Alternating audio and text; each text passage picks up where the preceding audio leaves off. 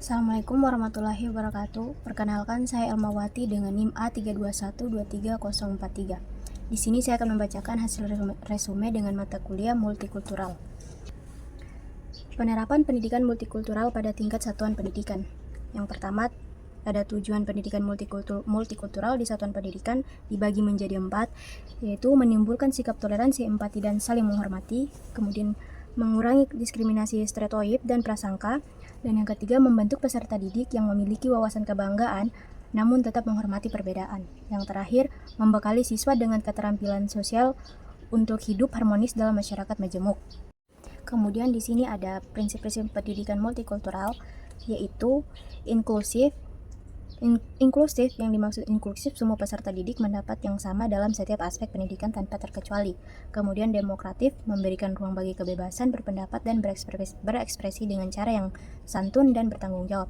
Kemudian humanis, menghargai martabat setiap individu sebagai manusia seutuhnya, menjunjung tinggi nilai-nilai kemanusiaan. Kemudian yang terakhir, keadilan, yaitu memastikan tidak ada diskriminasi dalam penyediaan layanan pendidikan serta perlakuan terhadap siswa.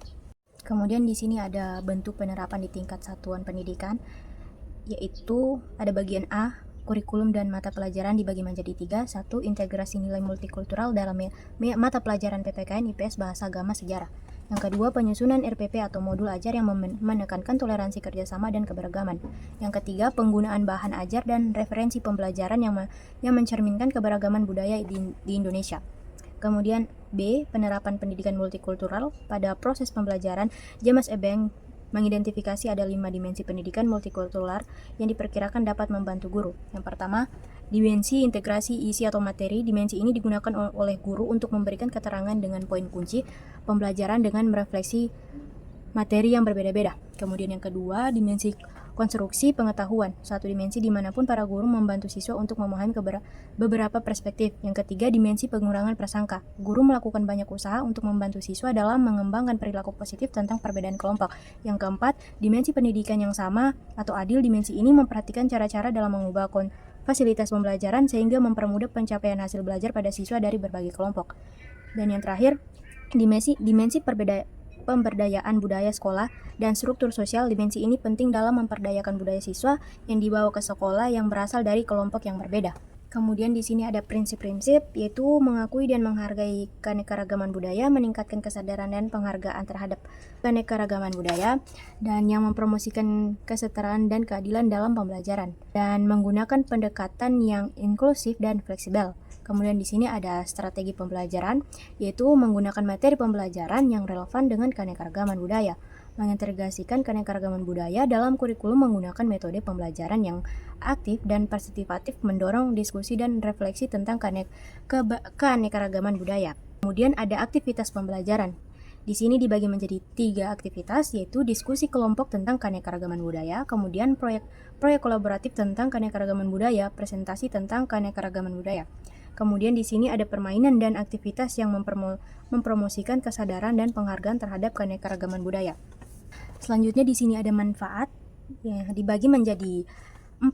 Yang pertama, meningkatkan kesadaran dan penghargaan terhadap keanekaragaman budaya. Yang kedua, mempromosikan kesetaraan dan keadilan dalam pembelajaran. Yang ketiga, meningkatkan kemampuan siswa untuk berinteraksi dengan orang lain dari latar belakang budaya yang berbeda.